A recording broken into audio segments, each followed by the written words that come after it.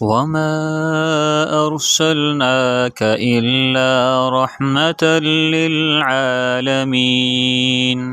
ان پرندوں سے کہہ دو کہ نشے من سے نہ نکلو، ان پرندوں سے کہہ دو کہ نشے من سے نہ نکلو، اس دور کا ہر شخص عقابوں کی طرح ہے۔ ان پرندوں سے کہہ دو کہ نشے من سے نہ نکلو، اس دور کا ہر شخص عقابوں کی طرح ہے۔ معزز سامعین کرام، اللہ رب العزت سے دعا ہے کہ اللہ جو الفاظ میری زبان سے ادا کروائیں، حق اور سچ ادا کروائیں، مجھے اور آپ کو اس پر عمل کرنے کی توفیق عطا فرمائے۔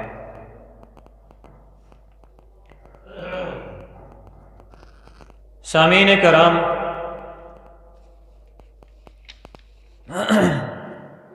اللہ رب العزت نے قرآن پاک میں واضح الفاظ میں فرمایا، یا ایھا النبی قل لازواجک وبناتک ونساء المؤمنین یدنین علیہن من جلابیبہن، کہ اے نبی صلی اللہ علیہ وسلم اپنی ازواج مطہرات سے فرمائیے اور اپنی بنات یعنی اپنی بیٹیوں سے فرمائیے، اور پھر مسلمان عورتوں سے فرمائیے کہ پردہ کیا کریں۔ پردہ کس وجہ سے کیا کریں؟ ذالک ادنیٰ ان یعرفن فلا یؤذین، پردہ اس وجہ سے کیا کریں تاکہ سید زادیاں نظر آئیں،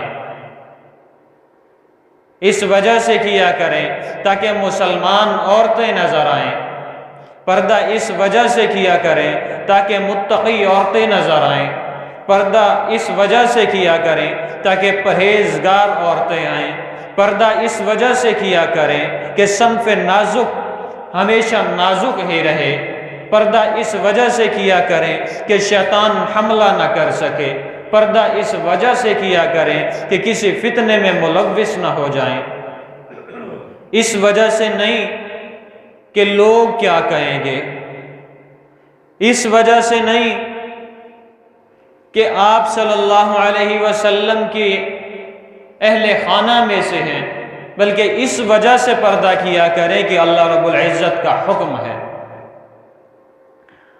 آج ہم مسلمان لوگوں نے اپنے آپ کو تقسیم کر دیا، خود اپنے آپ کو تکبر میں ڈھال لیا۔ اللہ رب العزت نے قرآن پاک میں فرمایا، من نطفۃ خلقہ فقدر، میں نے اپنے قدرت کاملہ سے تمہیں ایک نطفے کے ذریعے سے پیدا کیا، ایک گندے قطرے سے پیدا کیا۔ یہ اللہ نے کیوں بتایا؟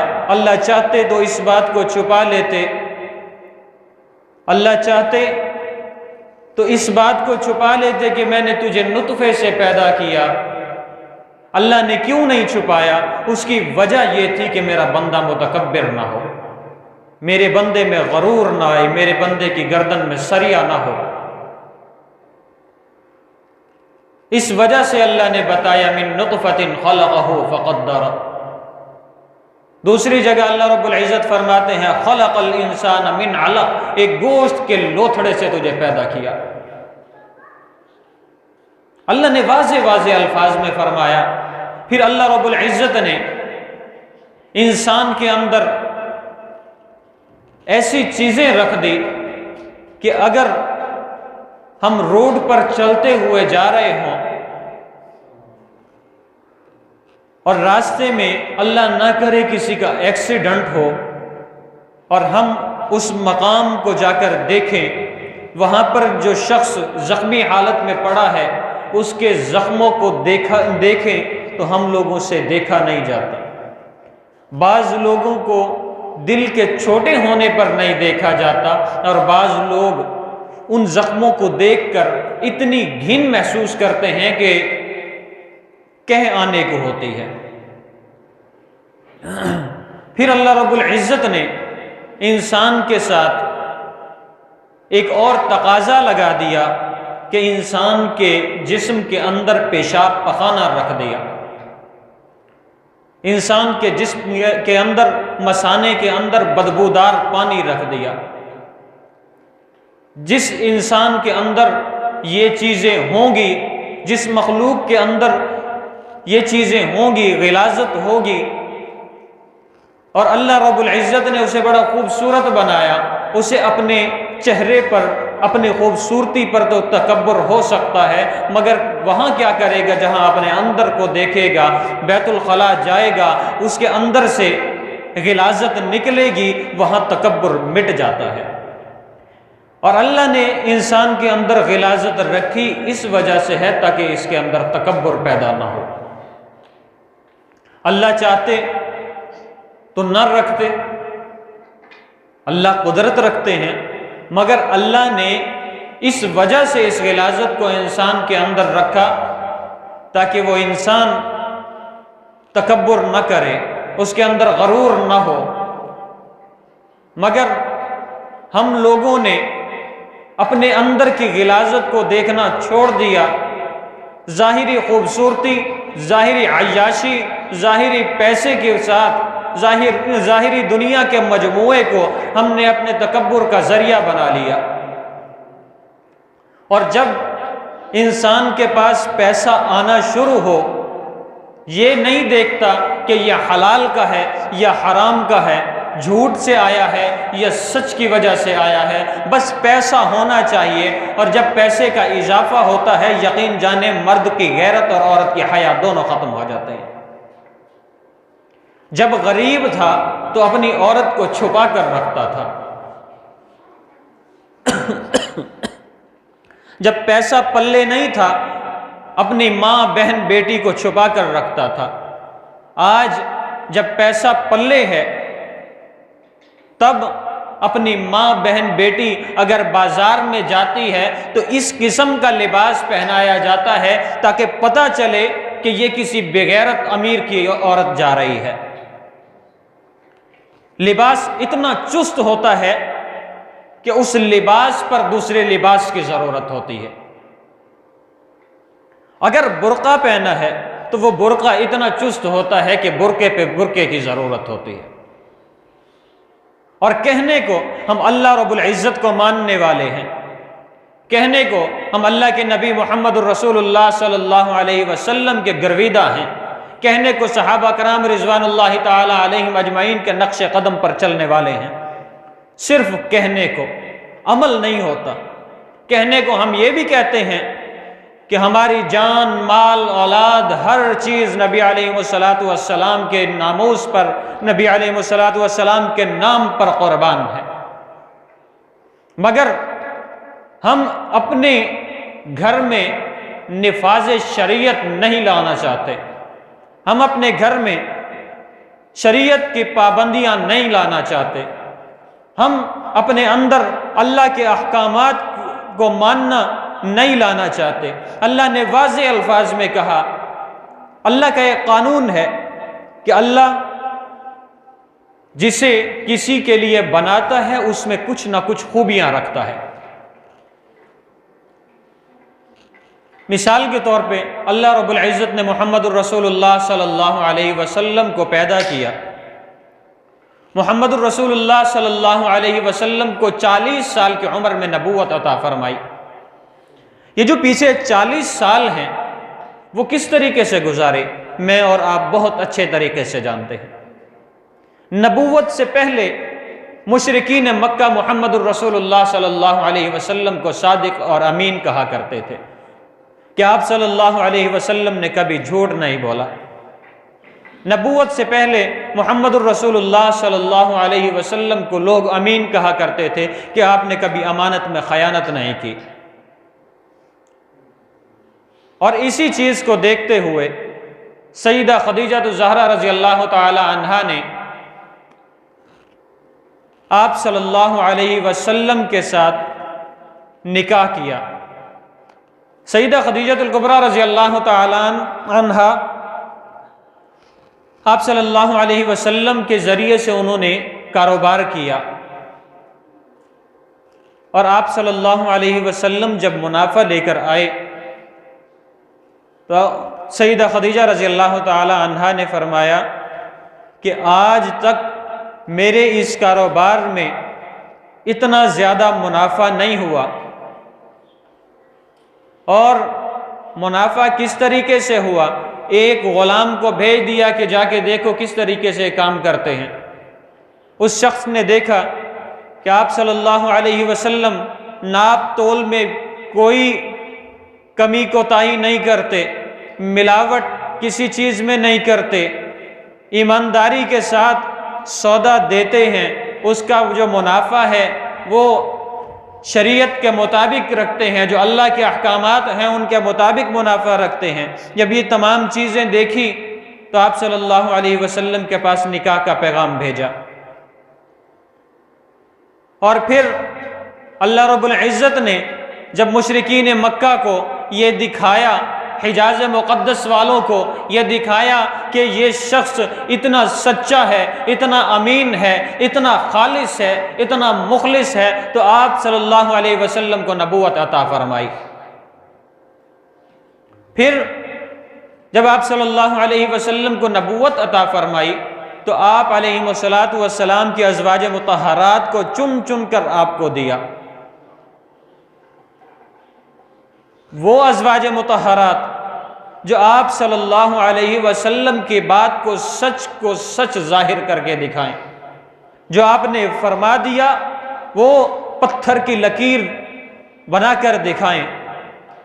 اللہ رب العزت نے پہلے محمد الرسول اللہ صلی اللہ علیہ وسلم کو اتنا اعلیٰ و عرفہ بنایا، پھر آپ کی ازواج مطہرات کو اعلیٰ و عرفہ بنایا، اور آپ صلی اللہ علیہ وسلم کو سونپا کہ خاص چیز کے لیے ان کے ساتھ خاص چیز ہی خوبصورت لگتی ہے، اسی طرح خاص انسان کے ساتھ خاص انسان ہی خوبصورت لگتا ہے۔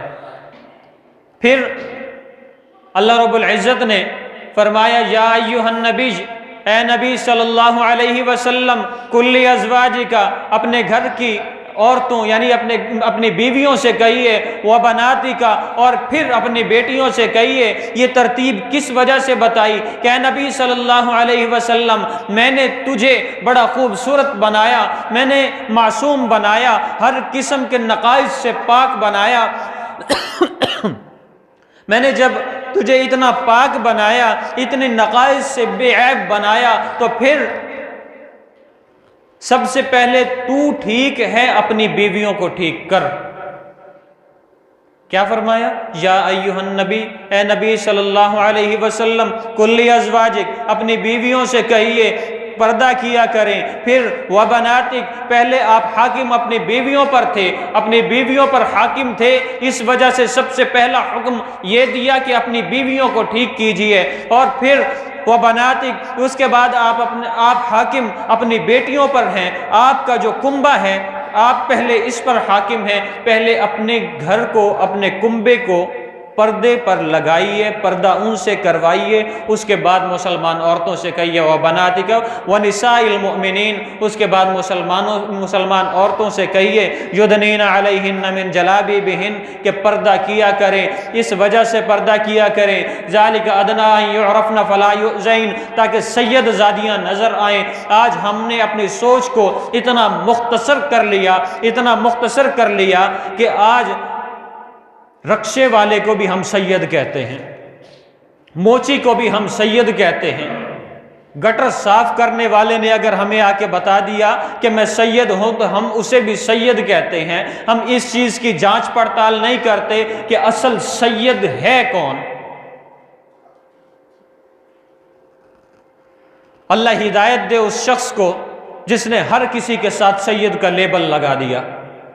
آج جو بھی چاہے جب چاہے اپنے آپ کو منسوب کر دیتا ہے محمد الرسول اللہ صلی اللہ علیہ وسلم کے ذات کے ساتھ، مگر صفات کی طرف آئیں تو اس میں ایک صفت بھی محمد الرسول اللہ صلی اللہ علیہ وسلم کی نہیں ملتی۔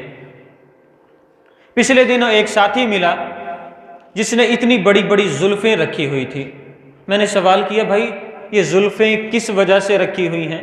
کسی پیر نے کہا یا کسی دربار پہ منت مانی تھی کہ وہاں جا کے کٹواؤں گا، آخر مسئلہ کیا ہے؟ تو اس شخص نے مجھے جواب دیا کہ سنت ہے۔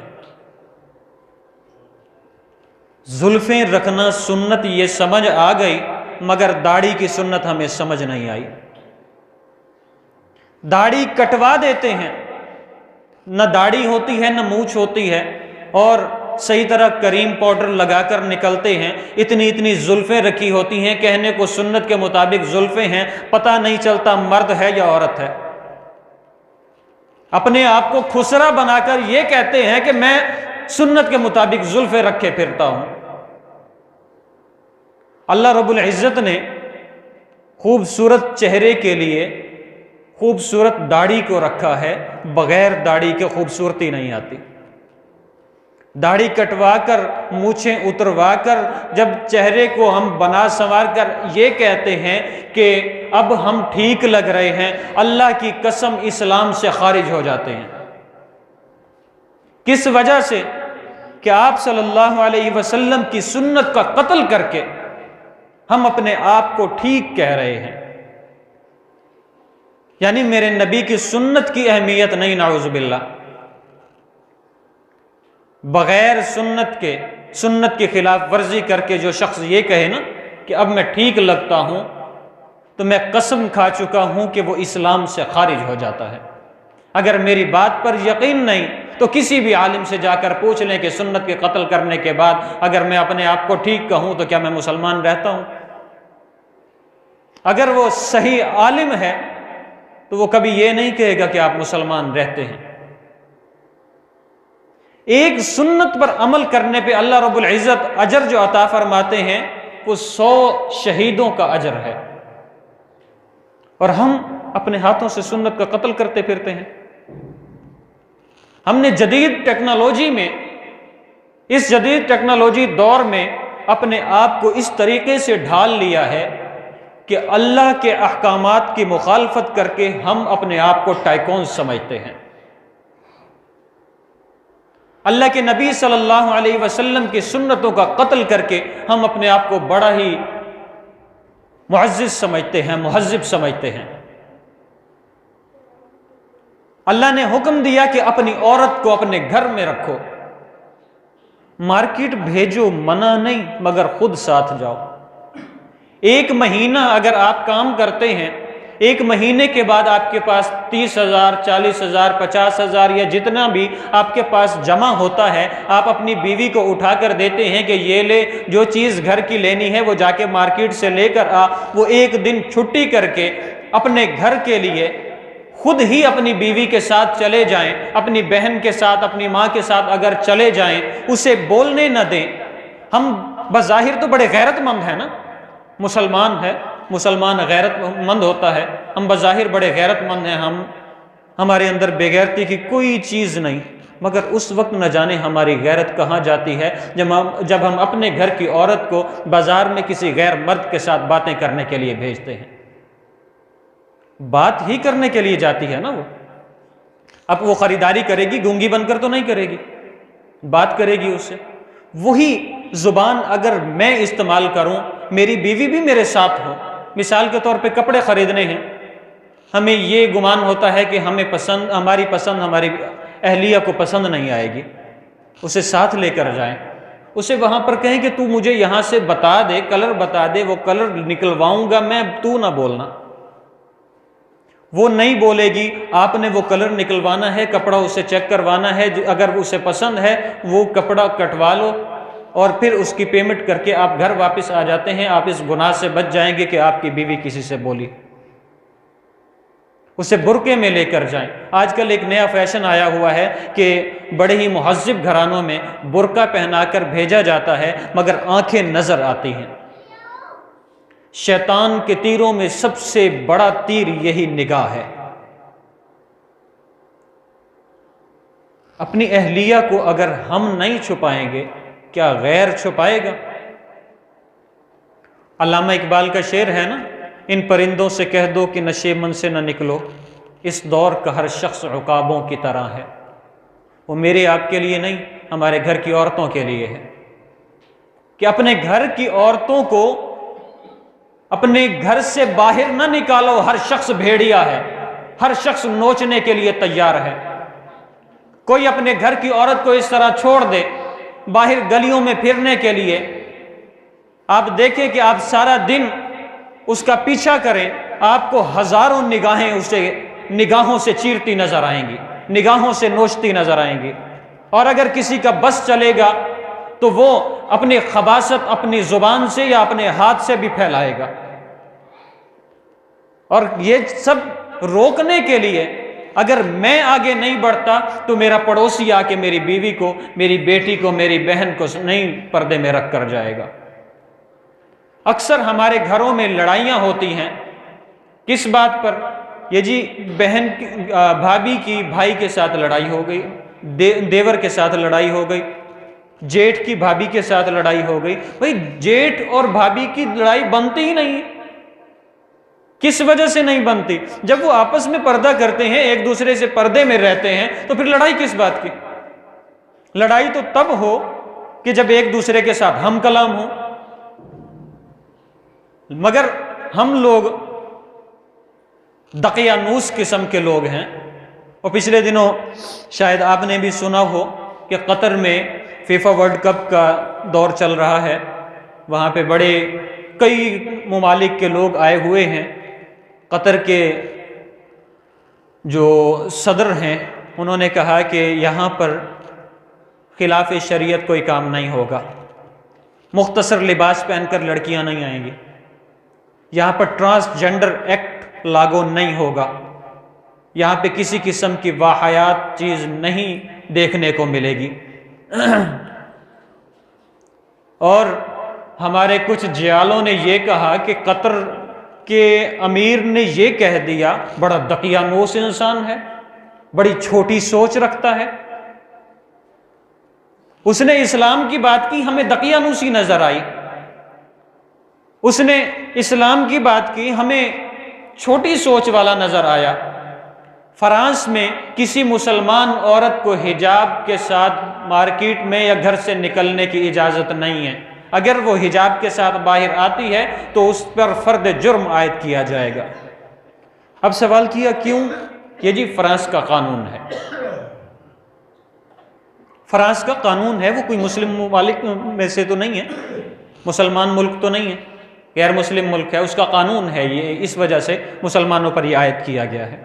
جب مسلمانوں نے یہ حکم جاری کیا کہ چھوٹا لباس پہن کر نہیں بلکہ پورا لباس پہن کر ہمارے ملک میں آنا، تو ہمیں دقیانوسی نظر آنے لگی، ہمیں یہ قانون نظر نہیں آیا۔ یہ تو اسلام کا قانون ہے، آپ صلی اللہ علیہ وسلم کا اور اللہ کا قانون ہے۔